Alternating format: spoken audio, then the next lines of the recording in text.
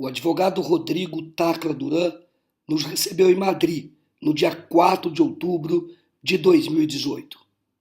Obrigado por nos receber, Rodrigo. Imagina. Vamos fazer a entrevista, eu estou aqui em Madrid, como disse, e gostaria de falar com você. Podemos fazer essa entrevista? Sim, vamos. Vamos sim. Obrigado. Olá, tudo bem? Rodrigo Tacla Duran, muito obrigado por me receber aqui em Madrid para esta entrevista. Você vai falar sobre como você tem vivido, como está a vida aqui na Espanha, esta luta que você tem travado e que já o Brasil já conhece. Você é uma pessoa que tem muita repercussão hoje nas redes sociais por tudo aquilo que você fala, por todas as informações que você presta e isso tem atraído um grande interesse sobre a sua figura. Você foi talvez a primeira pessoa, ou talvez a única pessoa que não se submeteu à Lava Jato. Obrigado por me receber. Vamos agora falar sobre tudo, sobre essa luta que você tem travado daqui da Espanha, enfrentando realmente um poder paralelo que existe hoje no Brasil. Antes eu quero explicar que eu estou com a voz assim, perdi um pouco a voz desde que cheguei aqui. Isto não poderia me impedir de fazer esta entrevista muito importante, eu diria marcante, porque é uma entrevista em que Rodrigo Tacla Duran, que já falou na CPI da JBS, que já falou na Comissão de Direitos Humanos, eu o procurei e ele concordou em falar pela primeira vez com um jornalista brasileiro, uma entrevista que está sendo gravada sem nenhuma edição. Rodrigo, obrigado por me receber. E a primeira coisa que eu te perguntaria eu te pergunto, como tem sido sua vida aqui em Madrid, aqui na Espanha, sua vida no exílio? Bom, um prazer é meu te receber e com relação à minha vida, eu tenho mantido meu trabalho normal, meu escritório, sigo trabalhando em direito internacional, que eu já fazia, e também me dedicado à minha defesa, bastante tempo também, tem me tomado algum tempo. Bom, Rodrigo, você sente falta no Brasil? Sim, tenho muitos amigos lá. O que você sente falta? Dos amigos, principalmente. E como é que você vê hoje o Brasil? A situação que nós estamos vivendo lá no Brasil? O Brasil tem vem vivendo um período difícil, né? E eu vendo aqui um pouco de longe, tenho a ideia de que essa dificuldade muito tem a ver com a intromissão do judiciário na política, uma judicialização da política. A Operação Lava Jato tem aí já 5 anos, é mais que um mandato presidencial, e por mais que ela tenha boas intenções, a gente olhando de 5 anos para trás, não vemos nenhuma melhora no país. Essa é a minha visão. Bom, você acaba de ter uma vitória muito importante, significativa, que teve repercussão aqui na Europa, em outros países, pessoas que pensam seguir este mesmo caminho que você trilhou. Você conseguiu, depois de uma árdua batalha na Interpol, cancelar o alerta vermelho, o que significa que foi desconsiderada uma ordem judicial emanada do Brasil, de um juiz especificamente, o juiz Sérgio Moro. Eu gostaria que você falasse um pouco sobre isso, sobre esta vitória que você teve, como foi essa luta, que argumentos você utilizou, que convenceu uma instituição tradicional, muito respeitada, de muito prestígio, que é a Interpol. Bom, é uma decisão colegiada, né, de um organismo internacional, que o Brasil é signatário do tratado, é membro da Interpol, como a Espanha, são 192 países, e essa decisão ela foi fundamentada na forma que o meu processo no Brasil foi conduzido. Ele violou determinados direitos fundamentais, não foi submetido ao devido processo legal, eu fui pré-julgado pelo juízo em um programa de televisão, Roda Viva. Isso foi, entre outras declarações, mas essa acho que foi a mais marcante.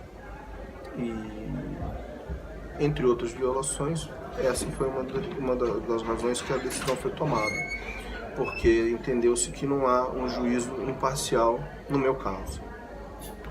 Bom, como vocês se recordam, o juiz Sérgio Moro deu uma entrevista em março para o Roda Viva, em que ele disse que já tinha condenado sem ouvir Rodrigo Duran, sem que ele se manifestasse no processo. Ele então emitiu um juízo de valor, uma sentença condenatória dita num programa de televisão. O Rodrigo, advogado perspicaz, experiente, que luta para demonstrar a sua inocência. E é curioso que no Brasil hoje as pessoas têm que lutar para provar que são inocentes. Isso está acontecendo com o ex-presidente Lula, por exemplo. O ex-presidente Lula é a figura mais conhecida.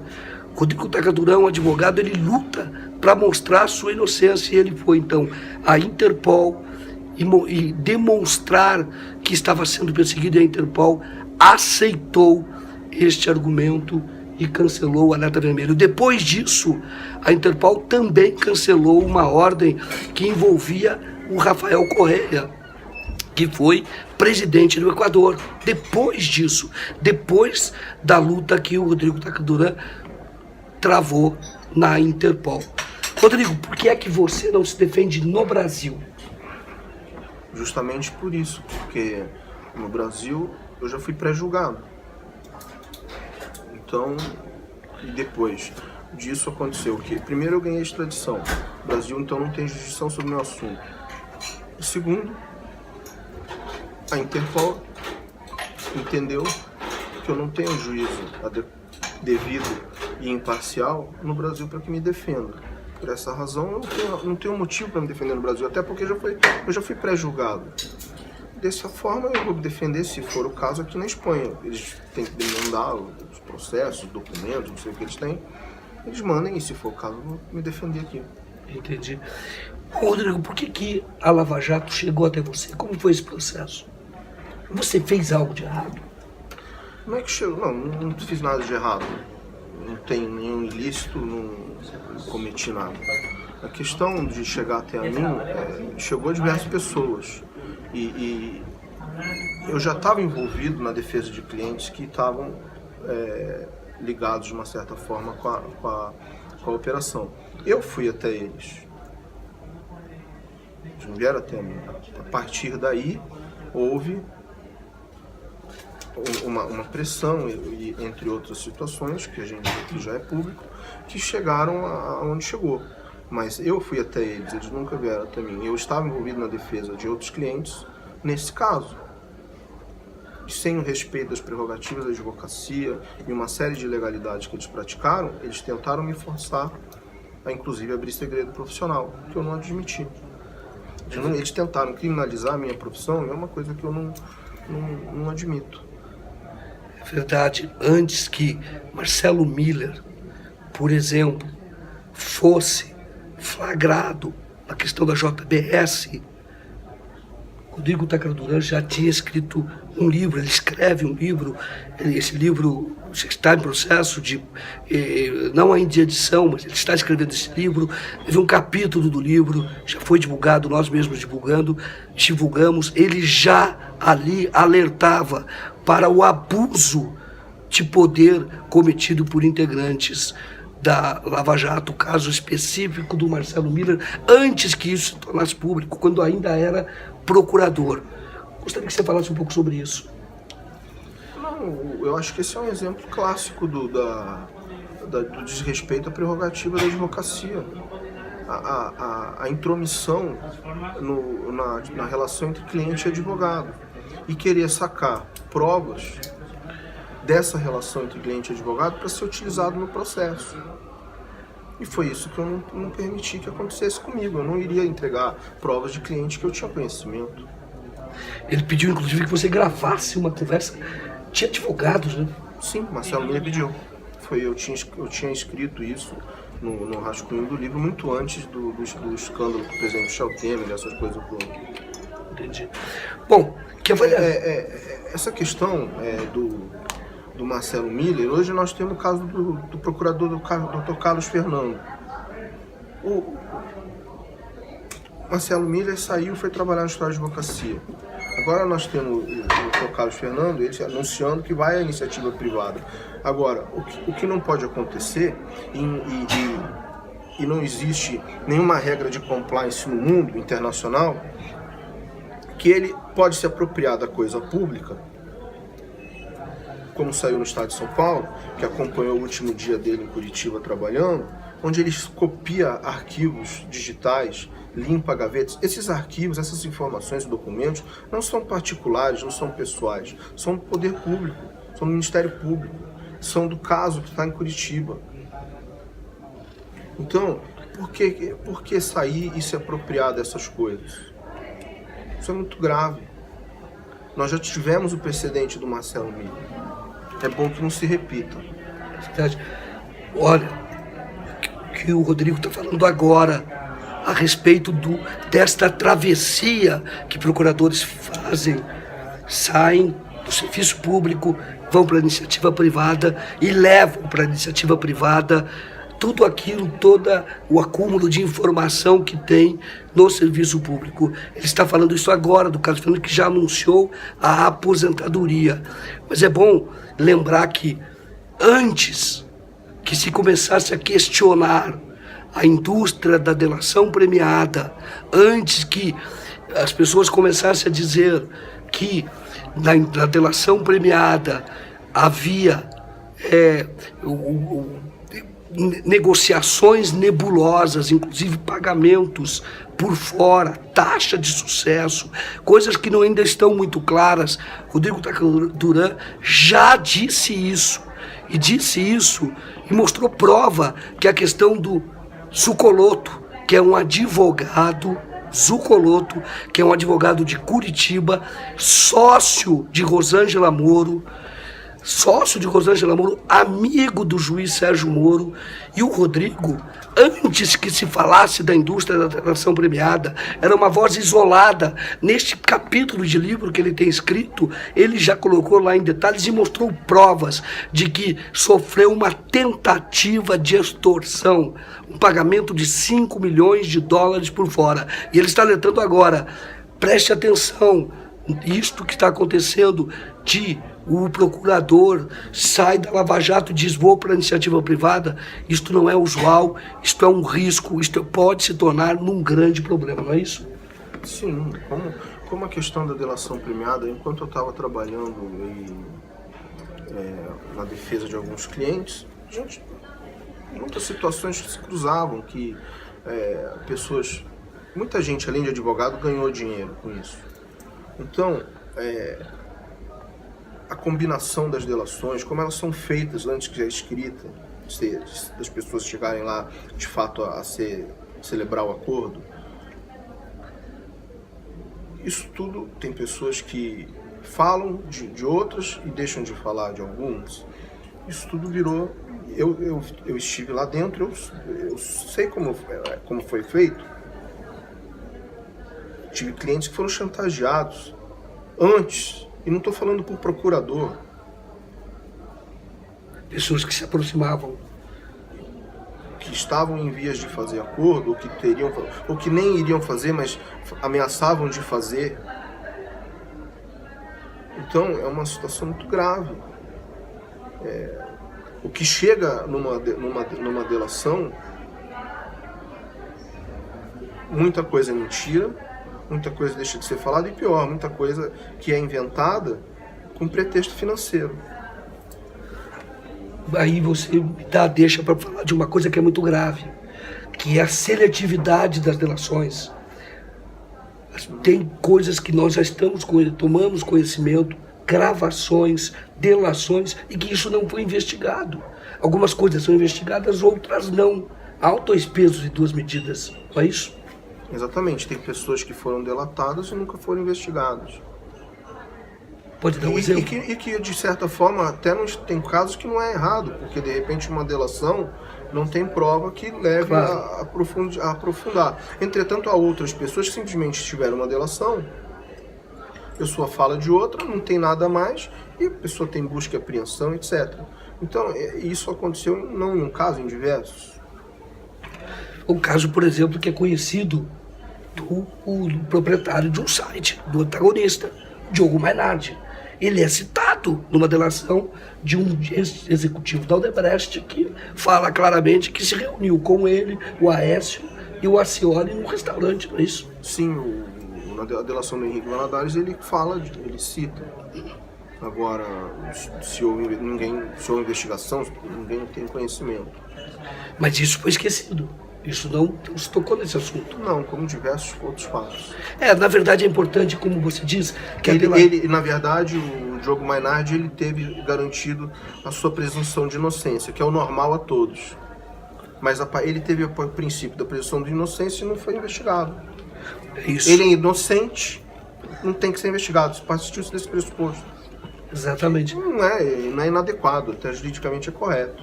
Claro. Agora, o que não é correto é não aplicar a todos a presunção da inocência. Claro, a delação não é prova. É meio de prova. É meio de prova. Isso aqui também foi muito importante na sua batalha que você trava aqui na Espanha, não foi? Para demonstrar que, na verdade, não existe prova contra você. Existe delação. Existem pessoas falando. E delações muito estranhas. Porque é o caso, por exemplo, de um proprietário de uma construtora que fez um adendo muito tempo depois, apenas para incluir o teu nome. Esse é o caso da UTC. Ele veio falar a meu respeito num depoimento. 1 ano e meio, praticamente mais de 1 ano depois que ele havia feito a delação. Esse depoimento é complementar, não sei nem, até onde eu sei, não tenho notícia de que foi submetido à homologação por juiz. Ele me deve, eu estou cobrando dele na justiça 10 milhões de reais de honorário. Colocou algumas coisas lá para querer dizer e usar isso para não me pagar. Diz que trabalhou, não me explica, uma coisa mal explicada. Dizem na delação que eu saquei dinheiro. O meu relatório da Receita Federal mostra quebra de sigilo de 10 anos que eu não saquei dinheiro. Aí a coisa fica sem prova quando você contesta, porque acho que eles esperavam que eu fosse admitir, eles iam me pressionar e fazer um acordo. Eu não admiti e não vai ser agora. Então, em cima de um depoimento, mais de um ano depois da delação ser homologada, sem qualquer autoridade policial ou judicial presente, no próprio escritório da empresa, me devendo, com uma série de conflitos de interesse que se criaram naquele momento. Ele declara isso e o Ministério Público utiliza isso como se fosse a prova, a mãe das provas, quando não há nada que confirme isso que eles declararam. Esse é o caso da UTC. E assim sucessivamente, questão de Odebrecht, etc. Então eu prefiro não entrar no mérito, até porque envolve sigilo profissional e eu pretendo usar, se tiver que usar das informações, no limite da ética, porque estritamente para minha defesa. Eu não pretendo ficar utilizando informações, etc. É evidente que eu fui advogado deles. Eu não pretendo fazer uso desse tipo de coisa. Certo. Agora, na sua defesa, você tem o direito de, sendo atacado, sendo acusado, de se defender. E dever, né? Claro. Isso que você tem feito aqui, não é isso? Sim. Você está sendo processado na Espanha? Não, eu tive uma investigação aberta aqui, por conta até automática da denegação da extradição. Foi encerrado uma vez. Agora eu tive notícia pelo site notícias até do próprio Ministério Público, que a Procuradora-Geral teve aqui, que encaminharam documentos aqui 31 de julho, agora, né? 1 ano depois de julgada a minha extradição. E, bom, se houver o processo, se for aberto, se continuar aberto, como seja, eu não sei exatamente o que é, eu vou me defender, não tem problema nenhum. Porque eu tenho as perícias contábeis, tudo feito. Sim, os procuradores sabem que tem essas provas de defesa. E é gozado que hoje, eu digo gozado mesmo, porque hoje, por exemplo, na semana passada, teve uma operação O nome do Rodrigo é colocado na operação, no release do Ministério Público, Joaquim, um texto. deixa eu só te explicar absurdo. uma coisa. E você não está no processo, mas o nome dele entra no release. Só te explicar uma coisa. Eu tive fiscalização da Receita Federal Brasileira, tive fiscalização da Agência Tributária Espanhola. Por mais, no caso do Brasil, a minha fiscalização foi prorrogada por 10 vezes. Eu nunca fui multado, não sofri nenhuma sanção, porque a minha vida sempre foi correta, tive tudo declarado. Tudo declarado. Na Espanha a mesma coisa, foi encerradas as inspeções e não tive nenhuma sanção, nenhuma multa. Eu tenho certidão da Receita Federal, da minha empresa, do meu escritório de advocacia, da minha pessoa física emitida com regularidade fiscal. Recente, semana passada. Então, lavar dinheiro e você, ao mesmo tempo, não ter nenhum estaquite com a Receita Federal e de mais de um país, é complicado, porque para você lavar dinheiro, primeiro é necessário que você oculte ou dissimule. E sim, fiscalizações tão longas e tão criteriosas, que eu tenho certeza que foram, não encontraram nada. É complicado insistir nesse tipo de acusação. O que você está falando, eu sei que eles agora eles processam aí diversas pessoas que não têm relação comigo e citam meu nome, não no processo, em nota de imprensa do Ministério Público. Eles agora pararam de plantar nota no antagonista e estão plantando nota no próprio site. Pois é, isso que aconteceu. Teve uma investigação dizendo agora de uma empresa lá que explora estradas, de pedágios. E aí disse que você vendia dinheiro. O que é isso? Sem acusar no processo, acusa no release. Eu vi essa nota de imprensa. Veja bem, toda acusação primeiro precisa ter lógica. Não tem a menor lógica uma empresa de pedágio, que é concessionária de pedágio, que arrecada dinheiro em espécie diariamente, em alto volume, necessitar comprar dinheiro de terceiro na praça com nota fria. Não faz o menor sentido esse tipo de acusação. É mais fácil de venderem recurso do que comprar. Claro, claro. Rodrigo, por que eles estão tão em cima de você? O que você acha? O que tem por trás disso? Não, eu não... Assim, eu não acho que estejam em cima. Eles têm investigação, fizeram. Eles queriam que eu fizesse um acordo. Eu não quis fazer o acordo. E aí se começou uma sequência jurídica, né? Eu não vejo que tinha um pedido de alerta vermelho, que foi derrubado. Eu não vejo eu vejo que teve a questão que estavam atrás, etc., era de fazer o acordo. Isso sim, depois não, aí é uma questão jurídica. Não vejo assim que eles têm esse interesse todo. Não vejo dessa forma.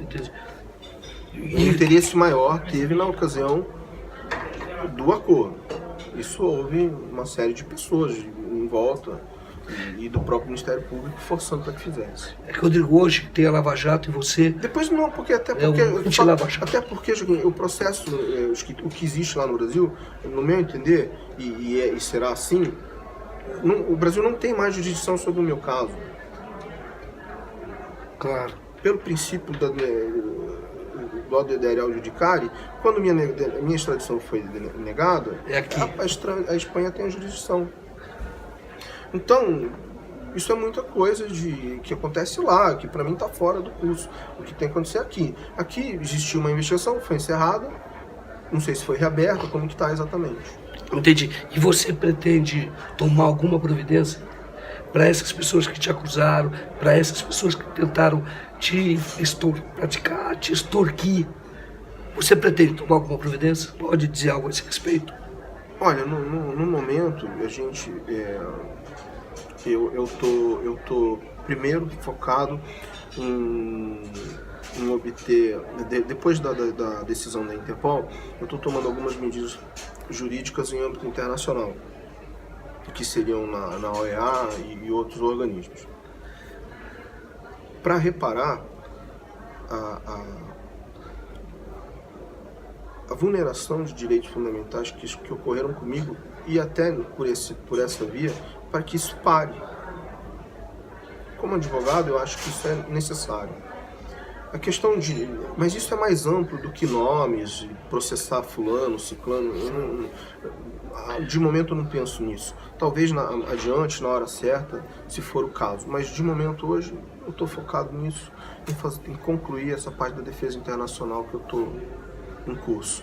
Bom, na sua defesa você já levantou muita informação sobre a Lava Jato no interesse da sua defesa. Sim. Você pode afirmar, ou pode-se afirmar, não você, mas pode-se afirmar que a Lava Jato se tornou um núcleo de poder, uma força política? Veja bem, eu não sou político, não tenho partido, nunca atuei. Agora, até porque sou advogado e acho que devo ter essa isenção política. Claro. Os procuradores também deveriam, não tem muito. Estou vendo agora o Dr. Deltan Dallagnol, ele quer ensinar o brasileiro a votar com o boné de Harvard. Harvard. Mas, vestindo o boné. Onde ele estudou, né? Sim. Eu tive a oportunidade de atender diversos países como testemunha e estive em contato com procuradores de diversos países. Harvard é um padrão hoje no Ministério Público, principalmente da América Latina. Mas, voltando à sua pergunta, sobre um instrumento de poder. É um poder paralelo que se instituiu ali, que judicializou a política, que vai cumprir 5 anos. E que põe e tira candidatos conforme é conveniente. Bom, eu escrevi, as pessoas que acompanham o DCM sabem, sobre o candidato lá atrás. O candidato da Lava Jato tinha um candidato, era o Álvaro Dias. Tem alguma evidência processual ou no curso das investigações que indicam que de alguma maneira ou ele foi favorecido ou adversários foram prejudicados no interesse do Álvaro Dias? Isso eu já escrevi. Veja bem, a interferência eleitoral que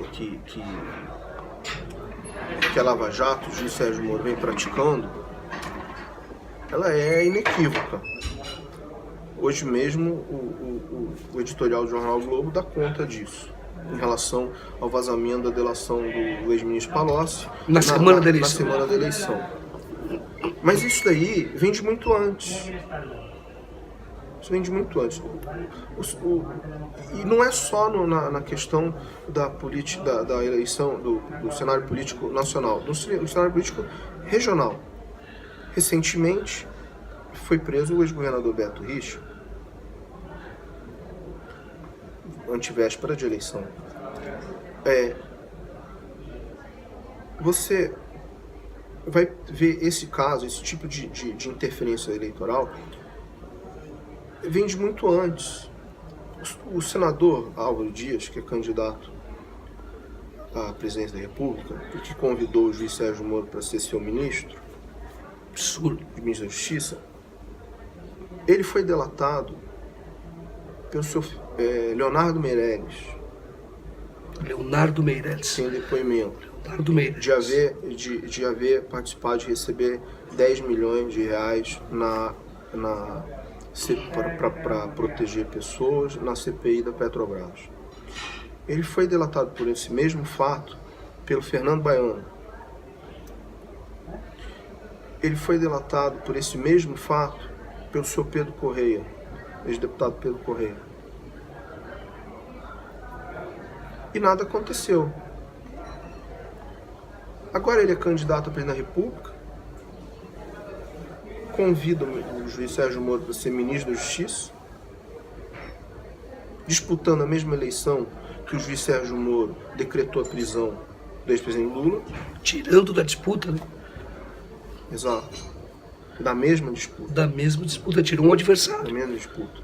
O que se vê, a lisura do processo eleitoral. Ele chegou aí, agora, parece que o projeto eleitoral não deu certo, acho que o cabo eleitoral não era muito bom. Tá atrás do Cabo Daciolo nas pesquisas. O empatado. E aí, então essa interferência, ela vem desde antes. Desde antes. Não é de agora, só por causa do Palocci.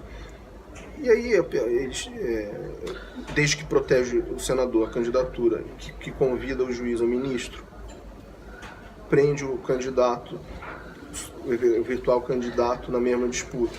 Isso já é uma interferência direta. Agora,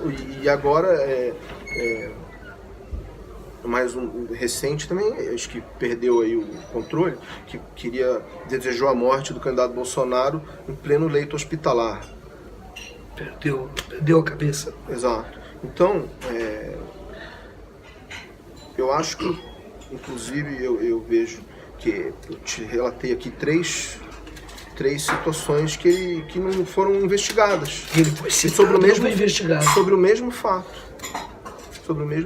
Agora, existem outras coisas em relação a essa questão do senador Álvaro Dias, candidato, que também não foram investigadas, mas que estão sob sigilo, que eu ainda não tenho, eu ainda estou tentando obter mais informação, por isso que eu não vou entrar no assunto, mas existem mais coisas, e essas que eu falei são públicas, estão no blog do Fausto Macedo, cópia das delações. 3 vezes ele não foi investigado, citado em 3 delações, sequer investigado, é isso? Sequer investigado.